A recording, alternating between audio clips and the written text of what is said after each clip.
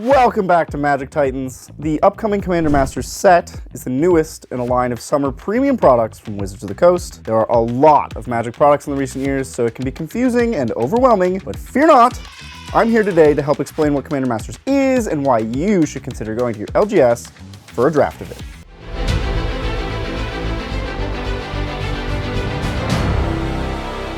Before we get too far into the video, I do want to give a huge shout out to Wizards of the Coast for sponsoring this video. This is our first official #MTG Ambassador video, and we definitely couldn't be doing this content without them. In order to break down Commander Masters, I have to start by explaining what a Master set even is. Master sets go back a whole decade to 2013, when Modern Masters came out as the very first Master set. It was a premium summer product consisting entirely of modern legal reprints, and the set was designed with the goal of introducing new players to the modern format and making staples like Tarmogoyf and Dark Confidant more accessible. It was also fun to experience these iconic and powerful cards in draft format all together. These cards may have been either dominant or entirely overlooked in their original draft environment, but could be seen in a new light when printed together for draft. Modern Masters was a big success and started the tradition of curated reprint sets in the summer. These sets would all have masters or remastered in the title to tie them together and let you know that these weren't just ordinary standard sets. The different master sets had different formats and themes, including Legacy, Block, Plane, and now Commander. Honestly, I've had the most fun drafting and playing Master sets. In my experience, they have been very well designed as draft formats with fun deck strategies and often great new card art for some of my favorite old cards. So they have a history of taking the most iconic and powerful cards in Magic, putting them in a fancy new art, and putting them in a Master summer set. Why would they do a Master set with Commander, and why should we be excited about that? Well, I'm glad you asked.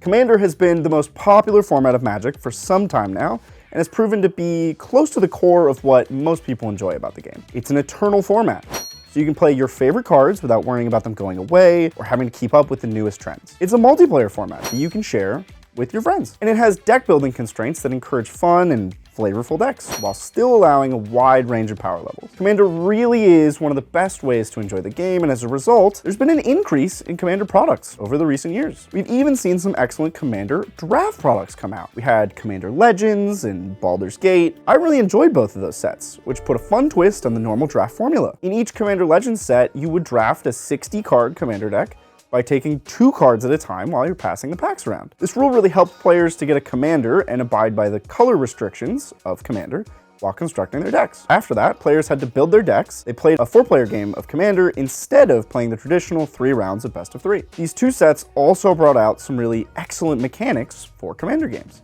They brought the Monarchy back from Conspiracy, and they gave us tons of new partner commanders. Finally, they brought dungeons to Commander with Initiative. Most Commander games that I've seen have had at least a few cards from these iconic sets. Commander is definitely a good fit for a new Master set, and there are literally hundreds of staples that deserve reprints to become more accessible to players. The previews have already shown some very exciting reprints of heavily sought after cards like Ur-Dragon and Jeweled Lotus with stunning new art. The accompanying pre-constructed Commander decks have also shown some pretty wild themes, including the return of Slivers and Eldrazi. They are clearly not pulling any punches with Commander Masters, and I'm expecting to find both alternate art for some of my favorite commanders and brand new build-around commanders. For spoiler season, I'm happy to report that 2 of my favorite commanders are getting reprints in Nekusar, the Mindrazor, and Chainer, Dimension Master. What are your pet commanders that you're hoping to see in Commander Masters? We will definitely be playing Commander Masters and sharing our experiences with you when it comes out. Let us know in the comments which cards you're hoping to open when you think of the set. Remember, Magic's a game that we play for fun. Bye!